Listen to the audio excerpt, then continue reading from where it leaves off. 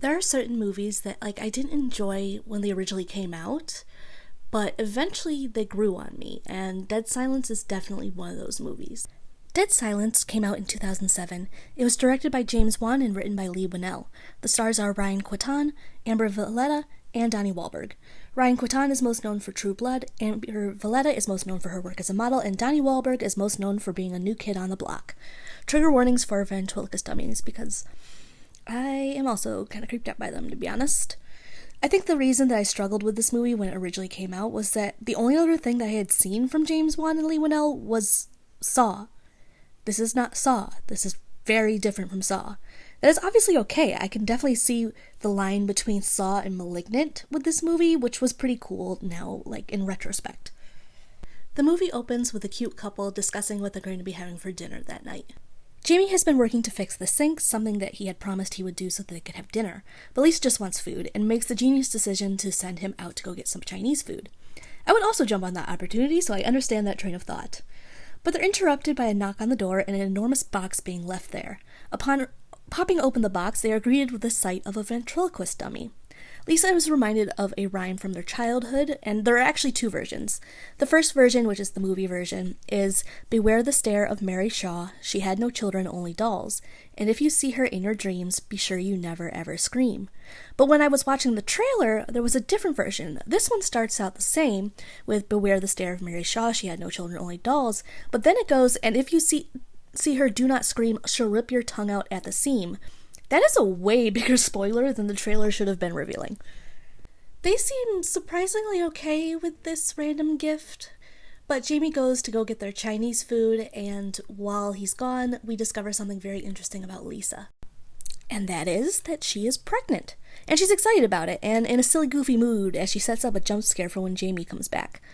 She's setting up the dummy Billy underneath the white sheet to scare him later. Obviously, since this movie came out in 2007, I never made the connection, but the effect of everything slowly silencing as Mary Shaw starts to haunt the area reminded me a lot of Nope.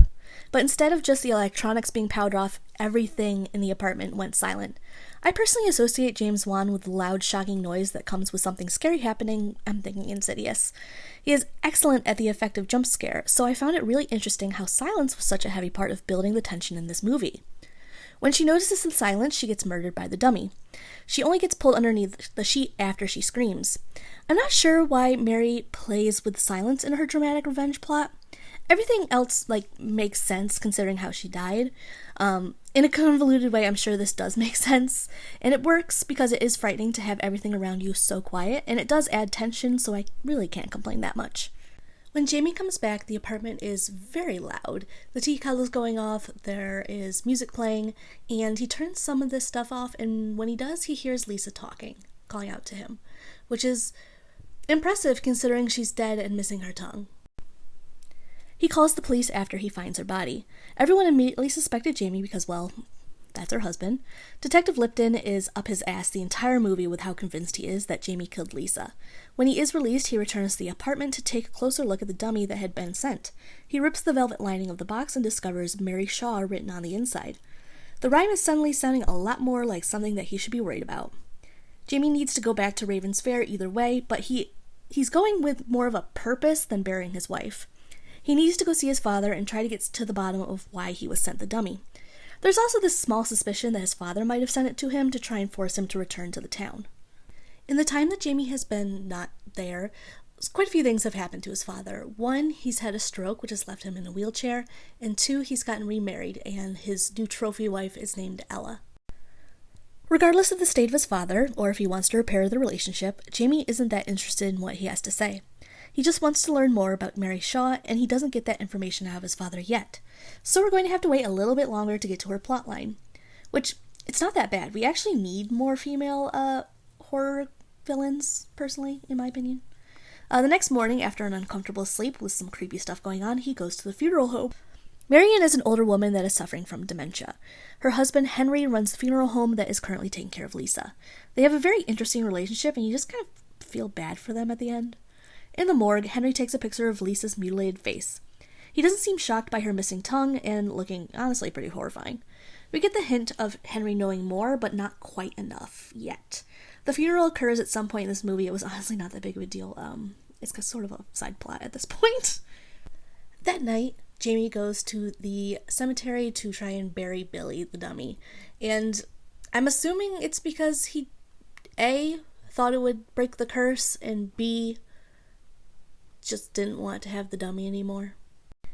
Jamie ends up being caught by Detective Lipton. He really talks about the dummy as though he's a key piece to the investigation, like the thing is just going to pop up and explain what happened that night. Yes, Jamie is harping on about Billy a lot, but Detective Lipton is really under the impression that Billy is going to crack the case. Jamie wants more answers, and he thinks that the person that will give him more of the information is Marion. She seems to be the only person in town that is willing to talk about Mary Shaw. He goes there to speak to her, but the person that actually has all the answers is Henry. It turns out that he was at the last show that Mary Shaw and Billy ever had. He had been a young boy, and the theater was the hot place to be when Raven's Fair was running properly. Mary Shaw was a very talented ventriloquist, and Billy was the dummy that she was working with at the time. Henry vividly remembers the events of that night because he was sitting on the chair that had Billy hiding underneath. It was an impressionable moment, but there is another young boy in the crowd that is being obnoxious and heckling Mary. Like, yes, this kid is objectively being a little asshole, but I don't know why Mary decided to take him out the way she did.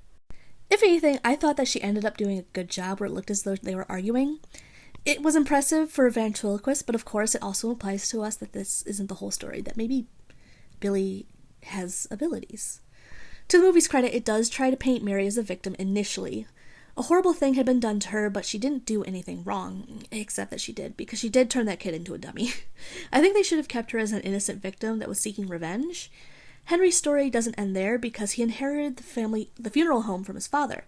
When Mary Shaw was lynched, he was working on her final request, which was for her to be turned into a human dummy, something that Henry's father honored despite it being a very strange request. One night, he snuck down into the mortuary and knocked her over, and his father was very good at completing her request.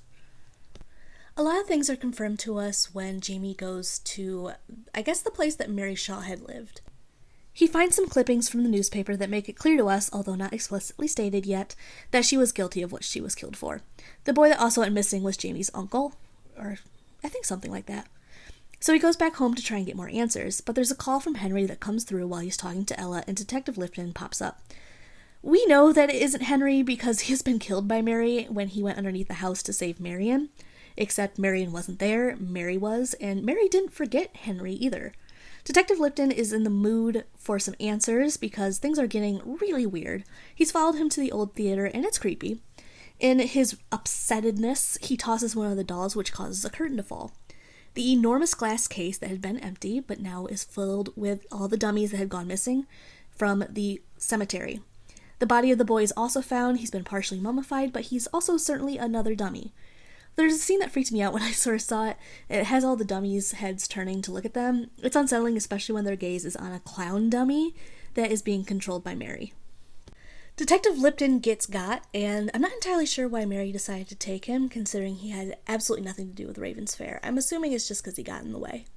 The ending has a few twists, but they're actually good, so it's not like an M. Night Shyamalan one. His father has been dead the entire movie. He is not the perfect dummy that Mary Shaw had been creating before her death. It turns out that all the times that we saw him being cared for by Ella was a sign that she was using him, and she had like a little stick in his head.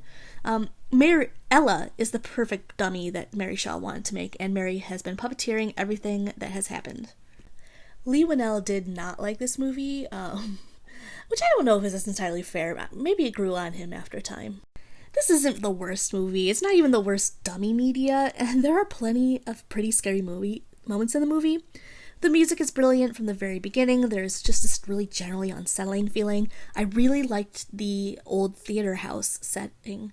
That was just very creepy, and also, like, it was just good. It was just a good set. One of the things that was very strange to me was Donnie Wahlberg's character, because he had a purpose. He was fine for the most part, but, like, the writing for him, or maybe just Donnie Wahlberg can't act. That might actually be it. Mary Shaw is such a haunting character, and even though Billy is a pretty standard-looking dummy, it all works together really well. And, like, it's not the best movie, like I said, but I still really enjoy it.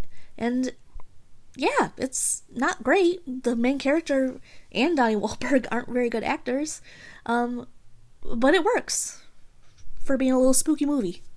So thank you so much for watching. My name is Amanda. This has been Horror Historian. If you go down below, you will find my Twitter, my TikTok, and my Ko-fi. I don't use Twitter that much. Twitter's a mess. But I'm definitely on TikTok, and I'm definitely on Ko-fi-ish. So thank you guys so much for watching. My next video is going to be, I don't remember what it is going to be. It's either The Hunt. I think it might be The Hunt. Or Annihilation. Both movies I'm very excited to see. I saw a little bit of Annihilation, but I haven't seen The Hunt yet, so I'm excited. That looks brutal.